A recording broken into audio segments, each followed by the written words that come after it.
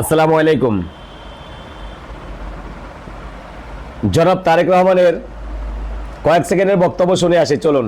আগামী ডিসেম্বরের মধ্যেই জাতীয় নির্বাচন অনুষ্ঠিত হতে হবে।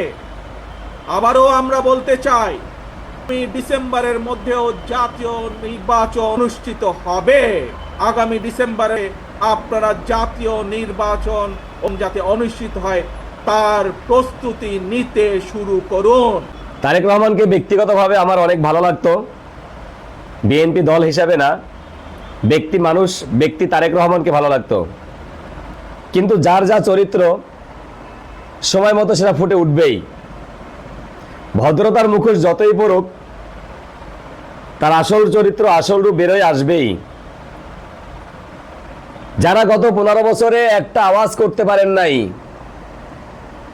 আজকে তারা সব সিংহ হয়ে গেছেন।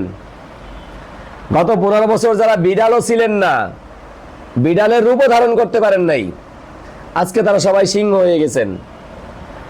কেউ প্রস্তাব করে সাগরে ভাসিয়ে দেন, কেউ নির্বাচনের ডেট দিয়ে দেন, কেউ আবার নির্বাচন ডিসেম্বরের মধ্যে হতেই হবে এইরকম কথা বলেন। দলীয় প্রধানের আচরণ যদি হয় সেই দল ক্ষমতায় আসলে আমাদেরকে কি দিবে, দেশকে কি দিবে, জাতিকে কি দিবে? তিনি একজন দলীয় প্রধান, বিএনপির প্রধান। খালেদা জিয়ার পরেই তিনি জনাব তারেক রহমান। তিনার আচরণ যদি হয় তিনার ভাষা যদি হয় তাহলে কর্মীরা কি করতে পারবেন? কর্মীরা কি করবেন? কর্মীরা কতটা উচ্ছৃঙ্খল হওয়া উচিত? হওয়াটাই স্বাভাবিক। বাংলার মানুষের হাতে এখনো সময় আছে। দল চিনতে হবে, দল বুঝতে হবে, মানুষ চিনতে হবে, মানুষ বুঝতে হবে। তা না হলে বাংলাদেশে আবারও স্বৈরাচার আসবে, আবারও স্বৈর শাসক আসবে নিঃসন্দেহে। বিএনপি যদি ক্ষমতায় আসে, আওয়ামী লীগের চাইতে বড় স্বৈরাচার হয়ে আসবে এই বিএনপি, কোনো সন্দেহ নাই।